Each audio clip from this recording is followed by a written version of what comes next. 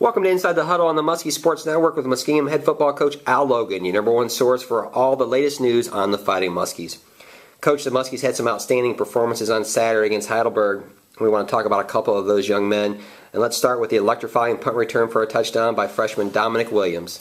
Yeah, well, Dominick, he got an opportunity this week to step in there, and he's been doing some good things for us in our JV programs on Sundays, and so we moved him up and the opportunity to step in and done a lot of good things, not just on the punt return, but our kickoff return and stuff too, and got a little bit of a second gear to him, but had an opportunity to make a big play in our punt game, and 70-some yards later ends up in the end zone. So it wasn't exactly how we designed it, but he ended up in the end zone. I guess that's the key. Yeah, this is gaining some national attention. ESPNU today is going to air that on national television. I mean, how good is this for the program to get the exposure now as it continues to build? Well, it's good for us and it's good for Dominick. I'm sure all those guys would trade it for a win at this point in time, but I think anytime we can highlight our guys in our program within our conference and nationally, I think that's a great thing. Junior linebacker Damon Goggins continues to rack up the tackles, a career best 18 against the Student Princess. Can you talk about his play?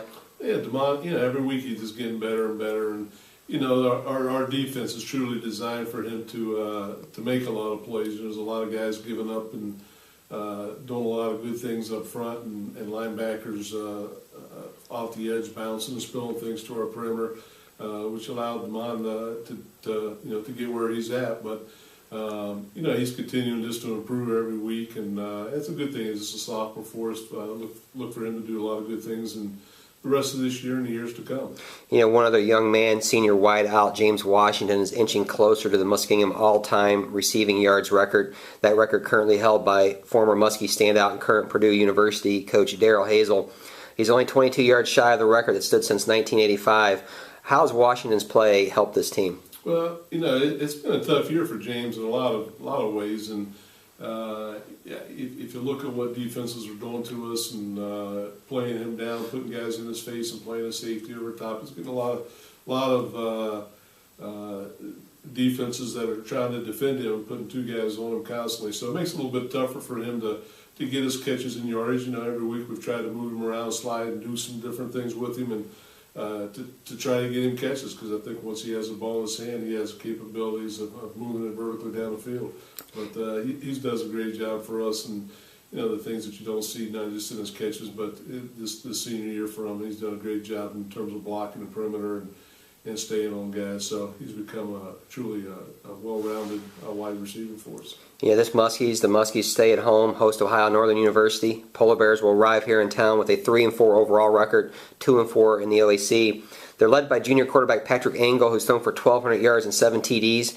What will the Muskies need to do to limit his production? Well, he had a great game second half against John Carroll, so he's kind of caught fire a little bit, struggled early on, but as the season goes along, he's become a little bit more confident in that position, and with the wideouts that he's capable of throwing it to. So, defensively, I'm sure Coach Boyd, his staff will have a great game plan for us, and you got to eliminate big mistakes or big plays for us, and I think that's one thing that we'll concentrate on greatly this week. And somehow, we haven't been a team which brought a lot of guys to contain the quarterback. Somehow we're going to be doing a little bit better job with that this week. So, but they'll come up with something to allow us to contain the kid and do a good job defensively. The linebacker there at Ohio Northern, junior Dylan Quiet, is one of the top tacklers in the team, really makes a lot of plays. Do the Muskies need to account for him on every play? Well,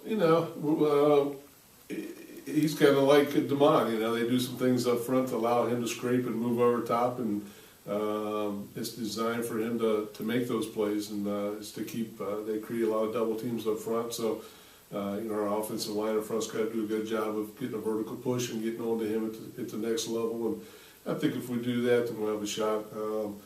But he's a good player, and he's a kid who ought to for sure be able to account for. Last season, a very gut-wrenching last-second loss at Ohio Northern on pretty much the final play of the game. What will the Muskies need to do this year to reverse the fortune and be successful on Saturday? We got to get cranked up offensively somehow. We got to move the ball, and And we did a lot of good things, which you don't see in the outcome of the score last week. And but unfortunately, you can't turn the ball over like we turned it over. Put the ball on the ground 3 times. I think through 2 interceptions, and you got to eliminate those things. I don't care who you're playing, and unfortunately, playing against a very good Heidelberg team, that you can't do that.